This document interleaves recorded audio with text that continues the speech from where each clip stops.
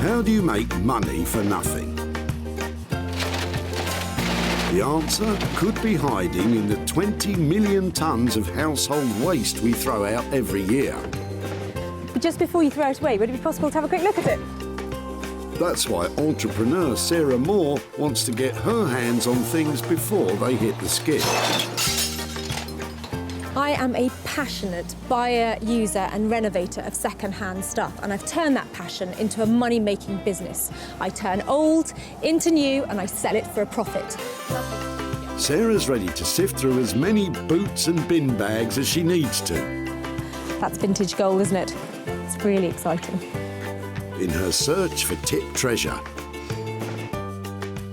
I love it. And with some of the country's elite designers and makers, what are we going to do with that? Oh no! she can transform her finds into desirable, Amazing. beautiful, valuable, Cha-ching. and hopefully saleable items. That's £80 profit. If Sarah is successful, then she can hand the profits back to the very people who had no idea there was cash to be made from their trash. Oh, that's fantastic. That's unbelievable.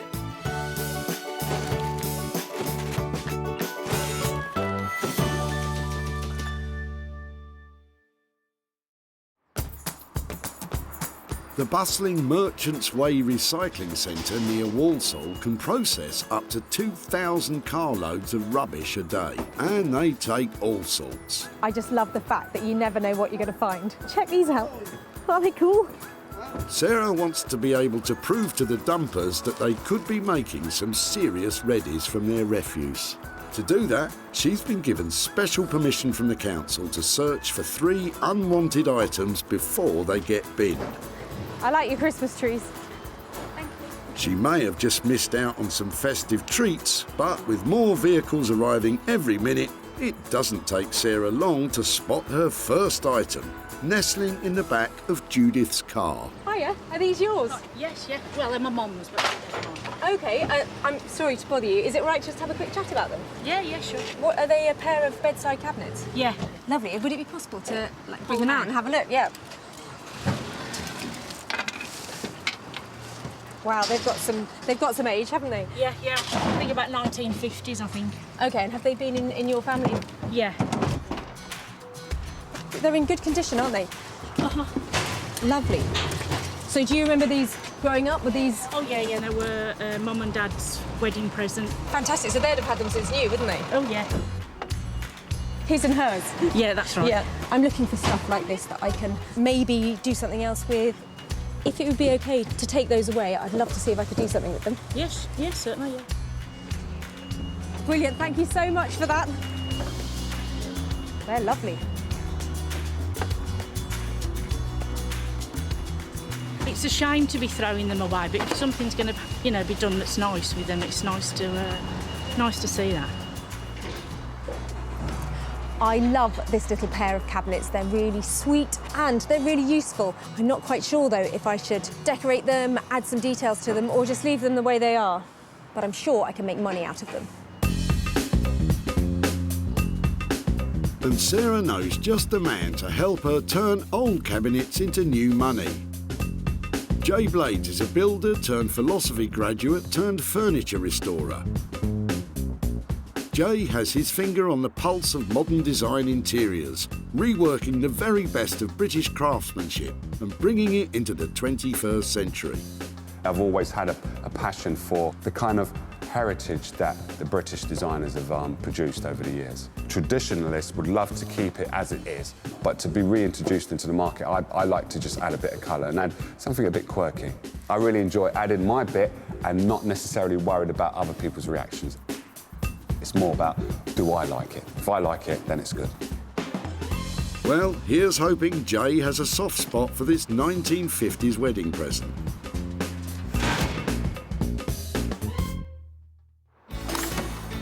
Sarah's now searching for her second item, but she's still found time to try and inspire Nigel about what to do with his old shelves.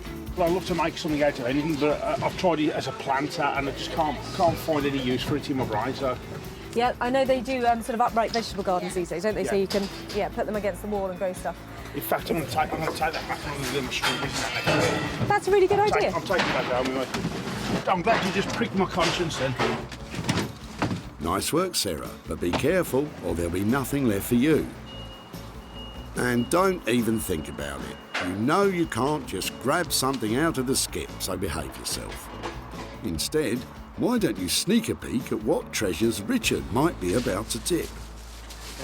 I've spied something exciting in the back of your car. Sorry to bother you. Okay. Is that yours? Have you had it for a long time? I've had it, nearly 40 years, but it wasn't mine originally. It was given to me, and I've been just using it to keep tools in. Really? And what, you just had enough of it now? We're moving house and trying to clear out a lot of stuff that we don't need anymore. It's got a great shape to it, hasn't it? And it looks so battered and worn and really cool. It's got character. Yeah, I really like that. I'm looking for things that I can repurpose or upcycle or turn into other things. Okay. And there's something about that is just so beautifully worn. You can't recreate that, and it's really quite appealing for me. Okay, well, it's all yours. You want it? I'd really like it. I really would. I don't know what I'm going to do with it, but I absolutely love that. Thank you very much for letting me have it. You're welcome. Well done, Sarah. I had a feeling Richard was going to come up trumps. But what does he think you'll do with his old toolbox? Yeah, I haven't got a clue. I can't imagine, but it'd be interesting to see. I can't wait to see what she does with it. I absolutely love this, and there's something about its chunkiness that is shouting laptop or some sort of place where you put some technology. It'd be amazing if you opened it up and you had a screen on the top and a keyboard in the bottom. I think this could be a portable office. Lots of space for other things. Just really cute, and it's got just about the right amount of patina and wear on it that makes it really appealing to have on your desk. A chunky little piece of loveliness. Are you sure, Sarah? A 21st century office in an antique box? It all sounds a bit far-fetched. But if it's something electrical you want, then there's one man that might just be able to help. Meet Horse, electronic superbrain. Horse was chief engineer for a world-renowned audio recording company for over a decade. He's now taken his love for restoring vintage sound equipment and made it into a business. My name's Mark, everyone calls me Horse. I'm electronics engineer by trade. I enjoy refurbishing vintage equipment. I'm also interested in kind of antique radio equipment. It's always a shame to see stuff like that go to waste. I think it's great that you're giving a second life to something that would have essentially just been smashed up, thrown in the rubbish. So yeah, it's definitely a job and a passion. Horse might know his way around a circuit board, but let's just hope he doesn't get his wires in a twist when Sarah presents him with this empty old toolbox. Sarah's now got 2 items crossed off her list, but she can't relax just yet. She still needs to find her third and final piece. But it looks like she's not the only one who's hard at it. Emptying garden waste. We cut my friend's garden and get rid of the stuff. It's hard work though. We gotta get on with this. And then, like I said, we still want to work.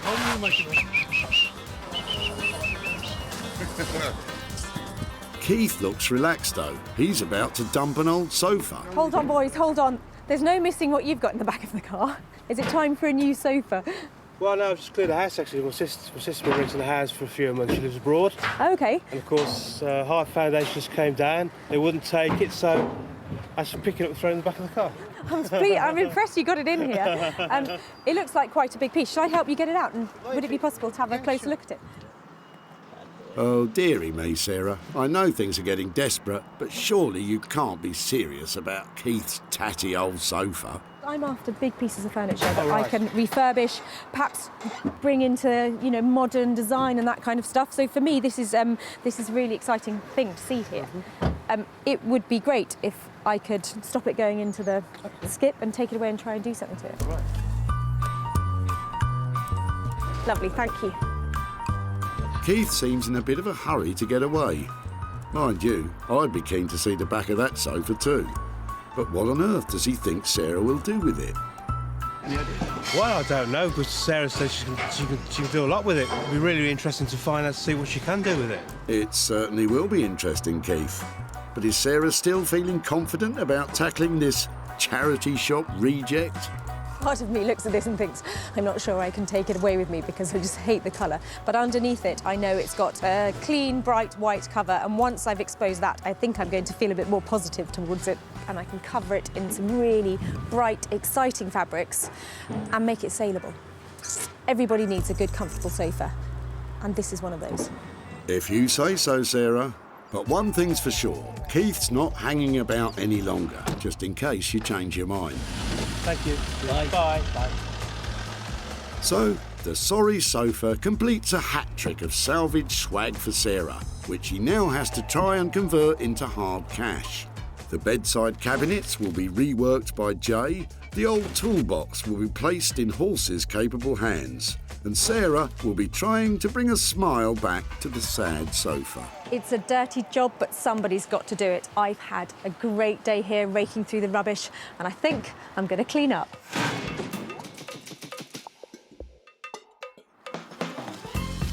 Sarah's first stop is deep in the heart of the Black Country, Wolverhampton, where a thriving arts and crafts scene is emerging. And leading the charge is woodworking genius Jay Blades. As ever, Jay has absolutely no idea what Sarah has in store for him today. So exactly how confident is he feeling? Depending on what she brings, I will be able to see if I can work my magic on there. But also Sarah will have some ideas that might not be commercially viable. Also, she might have some ideas that are commercially viable, but might cost more for us to actually make. Hello, hello. Hello. Jay, How you doing? I've got a little something for you, but I might need a hand. Okay. These are quite cool. I'm glad you said that. These are very cool. I'll tell you what, they're quite light, Yeah. which is nice because I've been carrying them around a bit. So, what do you reckon to these nice pair of bedside cabinets? Yes, you can do quite a bit with these. The thing that I would kind of do with these would be try to restore the outside and then inside just go a fusion of colour and hopefully put some holes in here so it becomes kind of like a more modern thing so people can charge their phones in there and stuff like that. And I might, depending on how the cover comes out, I might introduce a colour there, but I won't introduce a colour that's going to make this look a bit too out there. It's going to blend in. Actually, I like that. I think a little pop of colour at the bottom, I think that's a good idea. Yeah. It makes them fresh and maybe change the handles on them maybe as well if you find something appropriate. Yeah. But obviously, you know what I'm like, I've got budget in mind. How much do you reckon it would cost? I'd say this would be about £75 for the two, because I'll have to remove the backs, work on the inside, and take off the doors, restore the actual... That might be a problem there. Bloomed a bit, hasn't it? Yeah. Depending on how good the veneer does come up, I think you would definitely double your money on these ones. Yeah, definitely. Well, that's potentially great news. With labour and materials estimated at £75, Sarah could be in for a tidy profit. But only if Jay can bring those 65-year-old bedside cabinets into the 21st century. Next up, Sarah's off to Manchester. Famed as being one of the founding cities of the Industrial Revolution, it is perhaps best known today for its football teams and thriving music scene. But it is also home to a man called Horse, one of the country's leading audio engineers. And he has no idea what Sarah's bringing. I'm expecting anything at all, really. I'm hoping it's something that will possibly lend itself in some way towards being some kind of audio device, as that's kind of my main kind of thing. But I've no idea what it's going to actually be. Well, let's just hope for Horse's sake that Sarah's changed her mind about that futuristic office-in-a-box idea. Hiya. Hiya. How are you? Yeah, good, thanks. Should we go into the workshop? Yeah. Go on. Thank you. Right then, what have we got? Well, it's quite sweet. Actually, looking at it here, it seems like there's bits on it that really need some work, but I think it does still open. And inside, it's good, sturdy, wooden construction. Yeah. So I thought... Yeah. I thought maybe it makes a noise. That's as far as I got. I got some sort of amazing speaker. Yeah. I don't know if it's something that you put in here and you open up like an old record player, or, you know, I have no real plans for it other than the fact that it would be so nice if you could make that. Something to make a noise. What do you think? Because it's got a handle, I'd want to make it portable, but you could still make a decent sounding kind of like a ghetto blaster sort of thing, and make it rechargeable possibly. I'll look into that as well. I was thinking maybe have it so that it doesn't open, so that you can actually just house the system inside. Speakers in here. That looked a bit dodgy. Do you think it'll stand the process? Okay, that sounds good. I totally agree. If you don't need to see inside, there's no point in making it complicated, is maybe makes it a bit easier. Maybe have like a panel on the back or on the side with adjustments on. Okay, and so to make something like that, what kind of value are we talking about in terms of what I need to pay you? I reckon probably 300 to 350, probably. Okay, and so that sounds quite expensive, but what do you think the retail price would be for something if it's got really good sound quality? Yeah, I mean, if it like, I don't think 450 is out of the realms of possibility if it does sound good, you know, and if it looks good. I think this has got the potential to kind of break. To you know, sort of to look weathered enough to be cool, but not quite, you know, useless. Yeah. Paul certainly has a big challenge on his hands, and it's a big risk for Sarah too. With labour and materials estimated at £350, converting the box into a speaker is not going to be cheap. So let's just hope Horse can make it sing.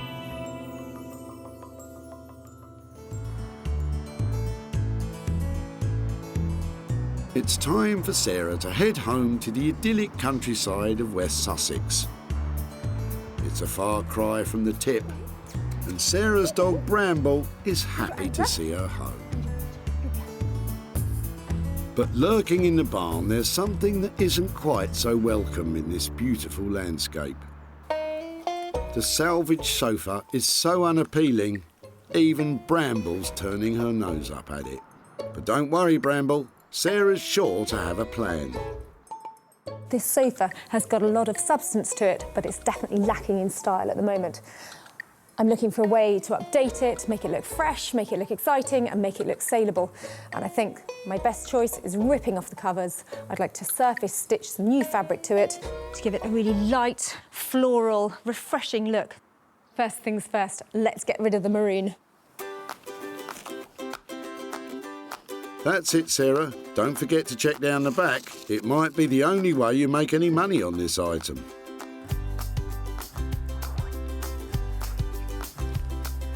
That's quite promising, really, isn't it? It's well made. It's improved immeasurably already. Sarah should be pleased. Not only is the sofa in good condition, it also has the regulation fire safety tags attached. But she can't leave it looking like that. No offence, Bramble, but dog hair and white sofas, it's not a good look. So what exactly is Sarah going to cover it with? I found some of these old linen pillowcases that I've had for ages that I got at a car boot sale. They're really nice.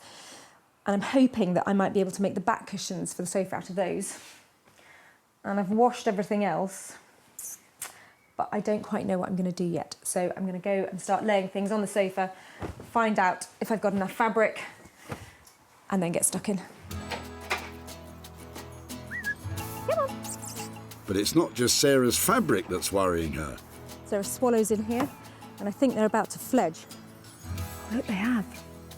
So those are baby swallows having flying lessons up there, which is very sweet for them, but I really don't want anything they might leave behind going on the sofa.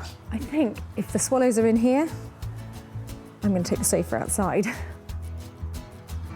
With the sofa safely out of harm's way, Sarah can finally get started. So the plan is to cover the whole of this frame as it is in these lovely strawberries and chintzes. Sarah managed to scavenge these feather cushions back at the tip, but before she can cover them, she has to tackle the sofa. First up, Sarah has to staple a base layer of fabric to the sofa's wooden frame. And when you're doing this kind of thing, don't hold back on the staples because they're cheap, but the effect you want needs to be really tight. It takes quite a while to get the first layer tightly wrapped in place. Brambles found a way of entertaining herself though. Excuse me. But if the stapling wasn't taking long enough, it's going to take Sarah even longer to hand stitch all the extra patches on. So we'll find out later if she really can turn these rags into riches. Over in Wolverhampton, Jay's ready to work his magic. We're starting on the bedside cabinets that Sarah's brought in and just trying to get my colour scheme to make sure that everything works. What I'm hoping to achieve is keeping this as it is, as neutral as it possibly can, so trying to bring this back to its former glory. Then inside the door, the wow factor inside.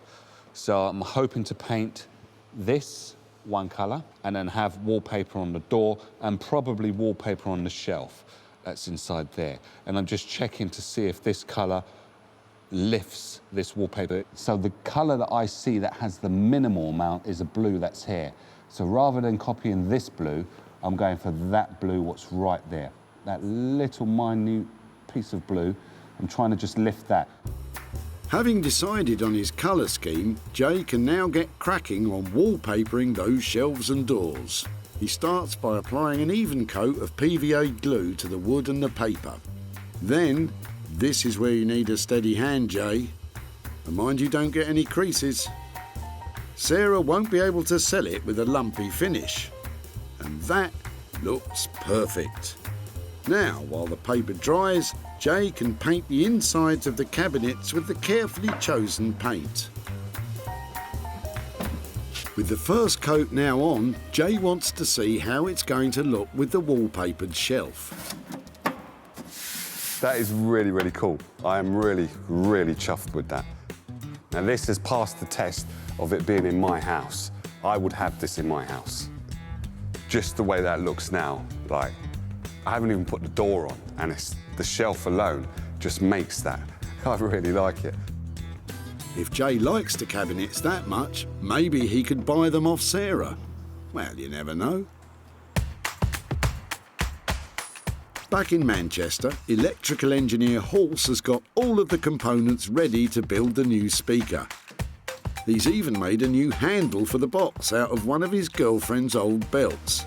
But today, he's really stepping into the unknown. The next bit is going to be the point of no return, really, which is drilling a hole and then jigsawing out the holes for the speakers. It's a bit out of my comfort zone because I'm not really that used to doing it, but yeah. More at home with his circuit boards, just how confident is Halse feeling about a spot of carpentry? I could have measured it completely wrong and then I've ruined the box and any chance of doing anything good with it, but I don't know, fingers crossed. Oh dear, this doesn't look too promising. Let's just hope Halse kept his receipts for the speakers, otherwise one slip with that jigsaw could prove costly.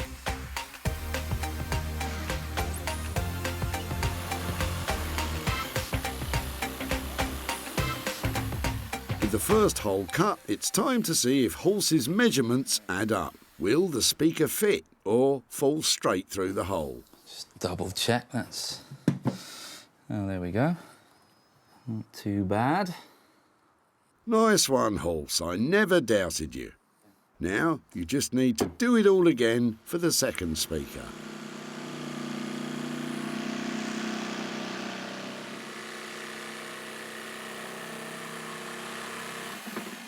With both speaker holes successfully cut, there's just one more piece of carpentry required. There's going to be a control panel for the volume on-off. I've pre-made that out of a piece of checker plate that they'd normally use for kind of fire escapes and things. I thought it looked quite cool on this, but I just need to make the actual hole on the side of the box now.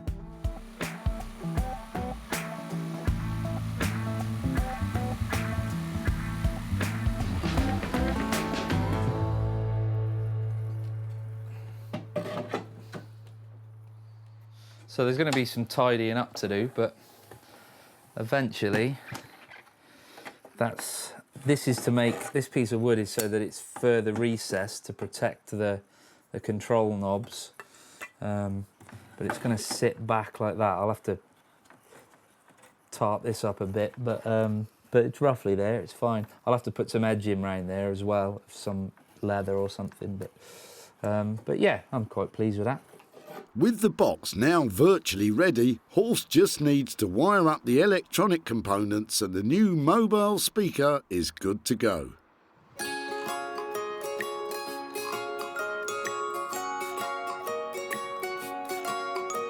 Meanwhile, in West Sussex, after hours of stapling and sewing, Sarah has almost finished the new sofa. So the more I sew onto this sofa, the more I like the look of it. I have patched all the way around really tightly, and I know you can see the stitches, but it's all part of its handmade charm.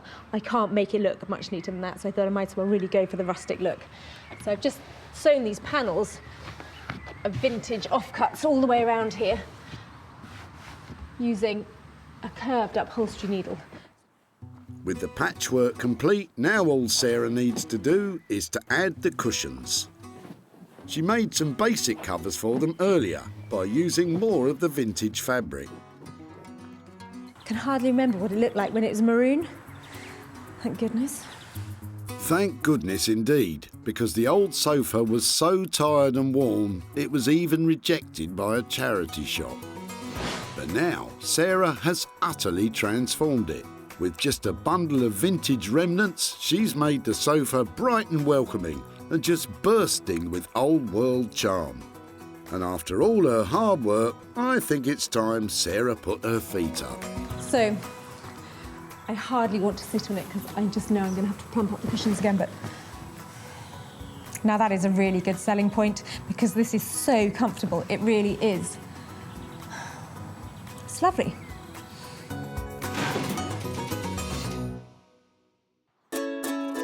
Sarah's success is measured in sales, and she always seeks out the best opportunities to maximise profits. Hosting regularly her own furniture and clothing sales from home, advertising and selling online, Let's get that online. or meeting commercial buyers in person to sell direct. Seeing this is really refreshing and it's good and people are going to want more of it. It's going to grow, this thing, I think, that you're doing. With opportunities galore in the things we throw out, Sarah's always looking to make money for nothing. Back at the tip, Keith's old sofa made quite an impression. Hold on, boys, hold on. There's no missing what you've got in the back of the car. I'm impressed you got it in here. Having served its purpose and been rejected by a charity shop, Keith was only too happy to let Sarah take the sofa away. Sarah says she can do a lot with it. It'll be really interesting to find out, to see what she can do with it. Well, after covering the sofa in beautiful vintage fabrics, Sarah decided to put it up for sale in one of her barn sales. And the response was overwhelming. Just sold the sofa. Now it's time to show Keith what she did and to see if there were any profits from the sale. Hi, Keith. Hello, Sarah. How are you doing? Very well, thank you. Nice to see you Nice again. to see you too. I've got a few things to show you about Right. the sofa that we took. I've got some pictures on here. That's the one, isn't it? Yes, that's the one, yes. So we started off, we stripped off all the covers from it, and I actually chose some vintage fabrics to re-upholster it. And looking completely different, I think. Wow. What do you think? Fantastic. I just can't recognise it. Yeah? It looks good, but did it make any money? We did go through a bit of a process with the sofa and I spent £120 on it. Oh, right. But I did manage to sell it for £1,200. Wow. So Keith, I've got for you £1,080 for your sofa. Oh. All yours. Thank you. Wow. Absolutely flabbergasted. I really am. From the day when I took the tip, I did not expect today things to happen. With £120 for materials, Sarah made the sofa 10 times more valuable, which means Keith really is walking away with £1,080. And I just wonder if you'd have any plans for what you might do with over £1,000. Well, I think put it towards a holiday. Oh, fantastic. That would be great. Well, I tell you what, I am so pleased to have worked on it. I love the fact that that might take you somewhere, and it was really cool to have saved the sofa and made it into money. Thank you. My pleasure. Thank you ever so much. Thank you so much.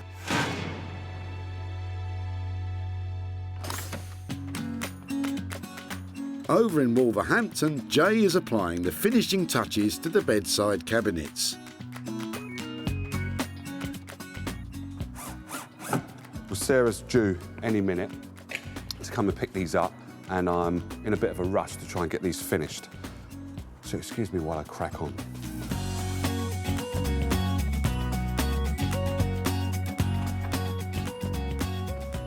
Jay?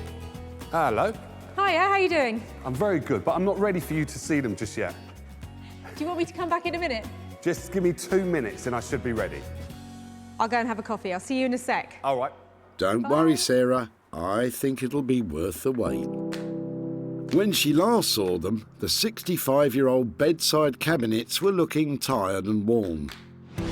But now, with a delicate restoration of the veneer, a splash of colour and designer wallpaper on the doors and shelves, Jay has reinvented these relics for modern living. Looks gorgeous. Jay's pleased with them, but it's now finally time to find out what Sarah thinks. Oh, there they are. What do you think? They look fab. They're really shiny, aren't they? They are really shiny. And I'm loving the blue. It's a good colour combination. May I look inside? Of course you can. What Go have you for it. done? Well, basically, we've painted blue inside and on the lip at the bottom, and then put some wallpaper on the shelf and also some wallpaper on the back of the door, and drilled some holes in the back so you can load up or charge up your phone or your laptop, whatever you've got on the side of your bed. Well, I think what you've done is given them that really fresh update that means that people who have a funky house will love these, and they didn't look like that before. So I think what you've achieved on that budget is really quite impressive. Thank you. I think Jay has really managed, just with a light touch, to make those cabinets look contemporary. He's put that lovely designer wallpaper in there and that popping blue colour on the base. And now I have a chance of selling them for some real money. I think Sarah's reaction was really, really cool. She really liked them, and hopefully she should be able to sell them. As I said, they will pass my house test, so let's see if she can do it. When Sarah first met Judith at the tip, she was letting go of her parents' old bedside cabinets. Wow, they've got some age, haven't they? Yeah. I think about 1950s, I think. Mum and Dad's wedding present. His and hers? Yeah. Yeah. Brilliant, thank you so much for that. It's a shame to be throwing them away, but if something's going to, be done that's nice with them, it's nice to see that. Top vintage furniture dealer Martin couldn't agree more. Who did that? Jay Blades. Did he? It's amazing. I like that. Bedside tables, and particularly a pair, are really desirable things, so they're easy to sell. Martin was so confident the cabinets would sell that he bought them for his shop. Now, Sarah is off to tell Judith what happened to her parents' old wedding present, and hopefully to give Judith a gift of her own. Hi there, hello again. Hi, it's Sarah. Hi there. How are you doing? How are you doing? Thank you. Yeah. I've just got a couple of pictures and things to show you about your cabinets that you dropped off. We had a look at them and we were wondering about turning them into a cocktail cabinet or doing something with them like that. Yeah. But actually, I took them to a designer called Jay Blades, who loves colour and gets really passionate about furniture and updating it, and mainly keeping it just the way it is. He had some good ideas about turning them into sort of slightly more modern bedside cabinets so they could keep their original use. Yeah, yeah. So I've got a couple of pictures I can show you of them. He had an idea. Oh, they look lovely. Do you like them? Yeah, yeah. So what and the picture inside, that's lovely. Mum would like that, she would. She wouldn't have minded a bit of colour on there and that kind of thing? No, she would have liked that, and she would have liked the thought of they were being used, you know, not just discarded. I gave Jay a budget of £75 to update them, and so he did all that painting and the restoration of the veneer and that kind of thing. And they were bought for £125. So that means that's lovely. I have got a little £50 present for you. Thank you very much. So I hope that's a good return. And I wonder, with £50, is there anything particularly to do with that kind of money? I think I'd like to buy some flowers with the money for you know, Mum and Dad. That would be nice. Mum loved flowers as well. So. Oh, that's really lovely. It's nice to think that it goes back full circle. Yeah. Breathing new life into the cabinets cost £75. It didn't take long for Martin to snap them up for £125, meaning Judith can enjoy shopping for flowers with her 50 quid. Well, I am delighted that Judith approved of what we did with her cabinets and the fact that she thought her mum would like it too. And spending that money on a big bunch of flowers in memory of her mother, well, that's a very sweet idea.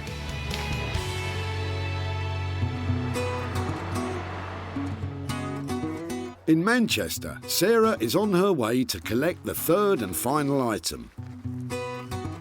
When she last saw it, the old toolbox had some charm, but no longer had a purpose.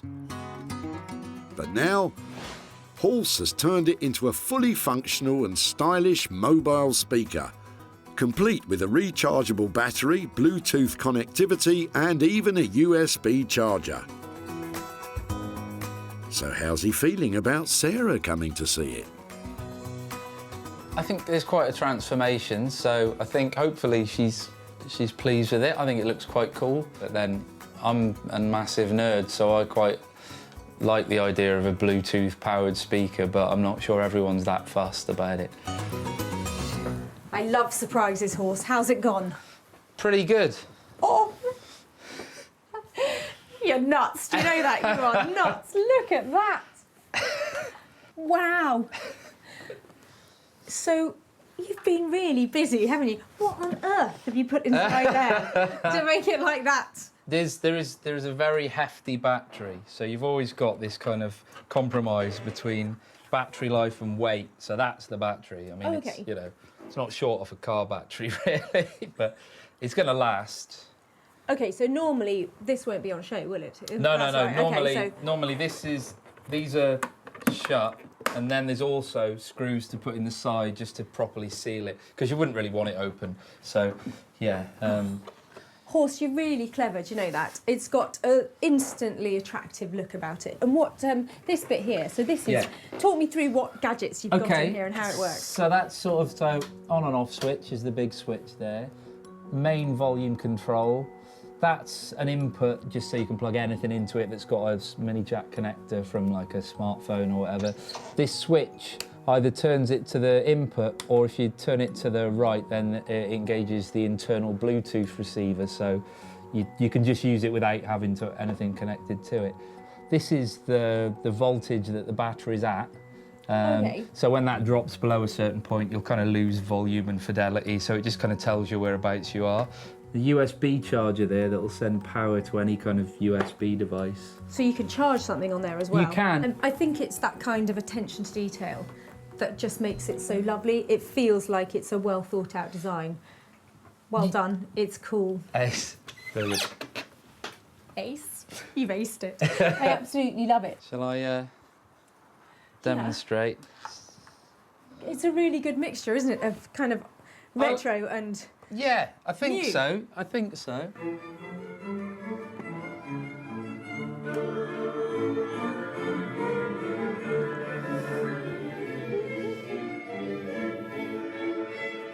I want to go on a big picnic right now and have something really coming out of that somewhere. You know, it needs to be taken out, doesn't it? It needs to go on a journey because of what it is. Yeah, exactly. It's completely made for that purpose, so yeah. I think it's absolutely amazing, so thank you so much. I'm going to take that right now. Well, I think this really speaks for itself, don't you? Well, the speaker's a definite hit with Sarah. Now, if she can bear to let it go, she needs to try and sell it. When Sarah first spotted Richard's old toolbox at the tip, it was coming to the end of its useful life. I've had it, nearly 40 years. Really? And what, you just had enough of it now? We're moving house and trying to clear out a lot of stuff that we don't need anymore. It's got a great shape to it, hasn't it? And it looks so battered and worn and really cool. It's got character. Yeah. The characterful box just needed a new purpose, and with Halsey's help, that's exactly what it got. Now it's time for Sarah to show Richard what happened to his old box, and hopefully she's got some profits to share with him too. Hi there, Richard. How are you? Sarah. Yeah. Hi there. How are you? Yeah, very well. Nice to see you again. I've just got a bit of an update about the box or case or whatever you called it. What did you call it? I think it's a case, but... And I know that when we caught up at the tip, it was something you said you just used for storage and you'd had for, That's right. for ages. When we took it away, did you have any ideas about what we might do with it? None whatsoever. So I'm quite excited to see what you've done. We decided we'd make it into the most amazing boombox. Oh, excellent. A music machine, the like of which you've never seen before. I've got some pictures to show you. It went to a chap called Horse, and he turned it into this fantastic machine, and he has plumbed in the most amazing sound system in there. Yeah, that looks amazing. It's a work of art. It's beautiful. Now, normally at this point, I'd say I've spent £300 on it and I've sold it for X, but at the moment, I haven't sold it. Right.